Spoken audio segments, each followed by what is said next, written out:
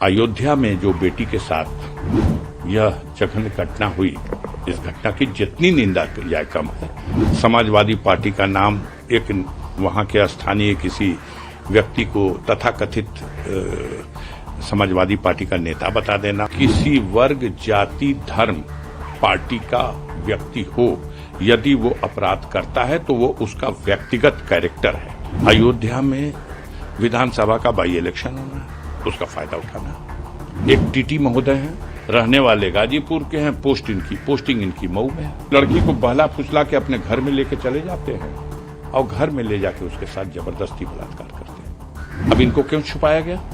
इनका क्यों नहीं इनकाउंटर हो रहा? इनका क्यों नहीं बुलडोजर चला? क्योंकि इनके पीठ पे ठप्पा लगा हुआ है कि बीजेपी के लोग हैं।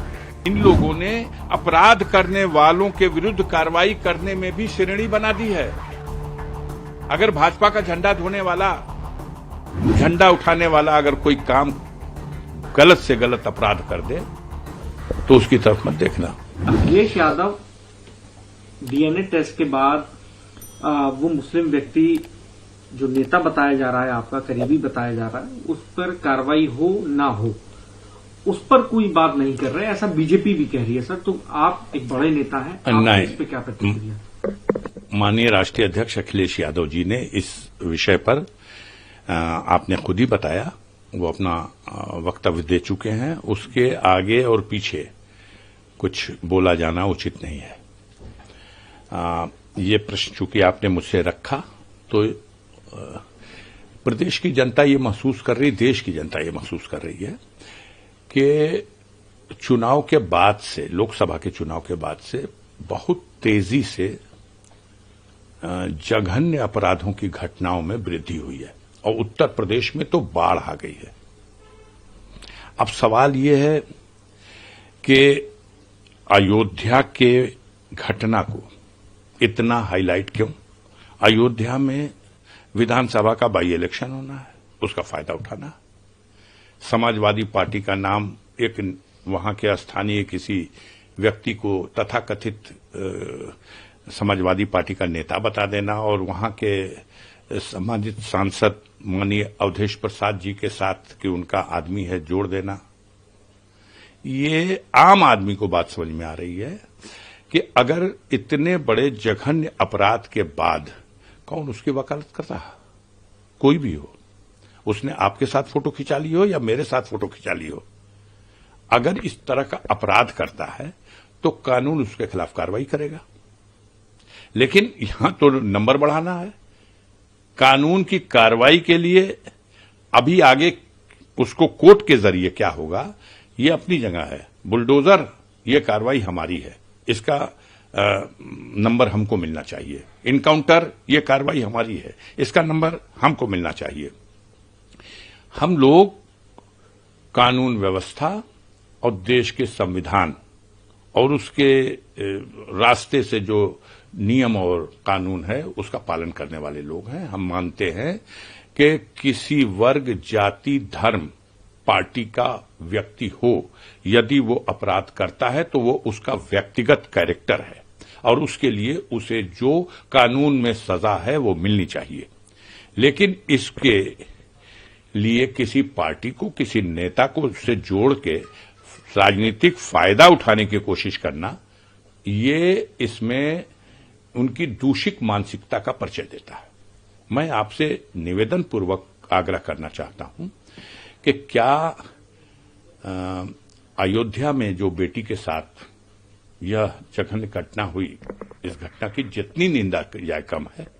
लेकिन क्या इस घटना की आड़ में गाजीपुर में करंडा थाना क्षेत्र के कोशंदेपुर गांव में जो 2.5 साल की बच्ची के साथ दरिंदे ने दरिंदगी की है, बलात्कार किया है, लड़की मरणासन है, इस घटना का कहीं वर्णन है? इस घटना की कहीं चर्चा है? अभी की घटना है, क्यों नाम नहीं लिया जा रहा उसका? क्यों नहीं नाम लिया जा रहा? मेरे ही लोकसभा क्षेत्र की दूसरी घटना बता रहा हूं, बलात्कार की घटना जखनिया विधानसभा क्षेत्र में और भुड़खुड़ा थाना क्षेत्र के अंतर्गत एक टीटी महोदय हैं। यह टीटी महोदय रहने वाले गाजीपुर के हैं, पोस्टिंग इनकी मऊ में है। उम्र इनकी 35 साल है। एक लड़की आती है दाना बुनवाने के लिए और उस लड़की को बहला फुसला के अपने घर में लेके चले जाते हैं और घर में ले जाके उसके साथ जबरदस्ती बलात्कार करते हैं। ये दरिंदा, इसका कोई नाम लेगा? कौन है? इस घटना का जिक्र होगा? पुलिस खटाखट मुकदमा लिखती है, पकड़ के जेल। इनका न बुलडोजर चला, इनके ऊपर बुलडोजर नहीं चला। बेटियां वो भी हैं जो गाजीपुर में 2 घटना घटी अभी अभी, और न इनका एनकाउंटर हुआ। अब हम थोड़ी कहने जाएंगे कि पहली घटना के लिए अशोक सिंह बिल्लू बाबा जो हिस्ट्री सीटर है करंदा थाने का, और दूसरी घटना के लिए ये जो टीटी साहब हैं अरुण कुमार सिंह, ये अरुण कुमार सिंह, वो अशोक कुमार सिंह। अब इनको क्यों छुपाया गया? इनका क्यों नहीं इनकाउंटर हो रहा? इनका क्यों नहीं बुलडोजर चला? क्योंकि इनके पीठ पे ठप्पा लगा हुआ है कि बीजेपी के लोग हैं। इनके पीठ पे ठप्पा लगा हुआ है कि हमारे मुख्यमंत्री जी के जो कृपा पात्र लोग हैं उनके संरक्षण में पड़ने वाले लोग हैं, स्वजाति लोग हैं। इसकी चर्चा थोड़ी होगी, इसकी चर्चा होगी। ऐसे कैसे चलेगा? गाजीपुर में ही हमारे गौरी शंकर चौरसिया जी, गहमर बहुत बड़ा गांव है, एशिया का बिगेस्ट गांव, वहां के एक शरीफ सज्जन इंसान है। उनकी बेटी को, नाबालिग बेटी को उठा ले गए, थाने के चक्कर लगा के दौड़ दौड़ के थक गए। एफआईआर है, नामजद एफआईआर है, आज तक गिरफ्तारी नहीं, आज तक गिरफ्तार नहीं हुआ अभियुक्त, और न लड़की बरामद की गई। मैंने खुद इस विषय में जनपद में जो पुलिस के कप्तान के साथ मीटिंग हुई, उस मीटिंग में मैंने इस बात को खुद उठाया, आज तक नहीं हुई। अब कैसे कहा जाए कि इन लोगों ने अपराध करने वालों के विरुद्ध कार्रवाई करने में भी श्रेणी बना दी है। अगर भाजपा का झंडा ढोने वाला, झंडा उठाने वाला अगर कोई काम गलत से गलत अपराध कर दे तो उसकी तरफ मत देखना, और दूसरे का घर भी गिरा दो, गोली भी मार दो, और उसके साथ तमाम ऐसे लोगों को भी जोड़ दो जिससे कि कोई राजनीतिक लाभ मिल जाए। घटना यह है, पूरे प्रदेश में अपराध की बाढ़ आ गई है, हर जगह अपराध बढ़ा है, हत्याएं हो रही हैं, बलात्कार हो रहा है, गरीबों की जमीनों पर कब्जा हो रहा है। जो कुछ बचा खुचा है, जहां दबंग और सामंत कब्जा कर रहे थे, अब नजूल बिल लाया गया है। अब इस बिल के माध्यम से सरकार गरीबों का घर उजाड़ करके उस पर कब्जा करना चाहती है। अभी तो देखिए, विधानसभा से पास हो गया, लेकिन विधान परिषद में उसको प्रवर समिति को सौंप दिया गया। आगे क्या होता है, लेकिन आम इंसान डरा हुआ है। गांव में इनकी मशीनरी जो है, तहसील का लेखपाल जिसके घर की तरफ ठीक से ताक दे रहा, उस आम आदमी का तो रोआ खड़ा हो जा रहा। हमरा घरवा के 2 बेर देखल हर लेखपाल साहब खैरियत नहीं थे, वसूली हो रही है। तुमने तो गांव समाज की जमीन में मकान बना, कहां बनाएगा?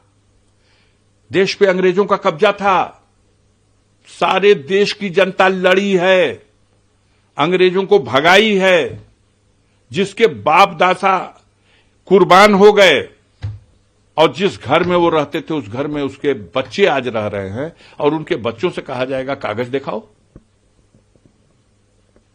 कितने लोगों के पास कागज है? कितने लोगों ने रजिस्ट्री ले रखी है?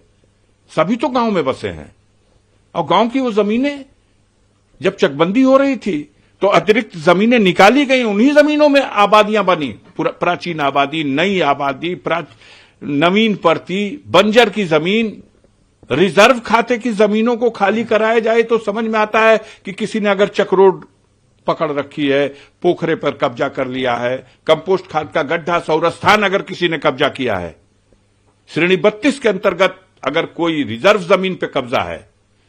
लेकिन हद है, हद हो गई कि बंजर और परती और ऐसी जमीन जो गरीबों के बसने के लिए है, गरीबों को उजाला जा रहा और ध्यान बांटने के लिए तरह तरह की नौटंकी हो रही है। सर, डीएनए टेस्ट में जो मायावती जी की तरफ से कहा गया कि समाजवादी, उस बयान पे आपको क्या लगता है? हमें कुछ नहीं करना भाई, हमें कुछ नहीं कहना है। आपको लगता नहीं है सर ये? नहीं, अब छोड़िए, अब मैं उन पर टिप्पणी नहीं करना चाहता हूं, कोई टिप्पणी नहीं करना चाहता हूं। वो अपना जो गेम हो रहा है, जो मैच हो रहा है, लोकतंत्र के मंदिरों में हो रहा है। अब हम घर में बैठे हैं तो हम तो ट्विटर तो कर ही सकते हैं। हम घर से बैठ करके ट्विटर के जरिए लोकसभा में खाता शून्य, विधानसभा शून्य समान, विषय उठाता कोई लोकसभा में, राज्यसभा में, विधान परिषद में, विधानसभा में, वो तो है नहीं। अब ट्विटर का खेल है, उस पर खेलने में क्या जाता है। हम टिप्पणी नहीं कर सकते। आपको उनको शोभा देता है इस तरीके की? हम टिप्पणी नहीं कर सकते।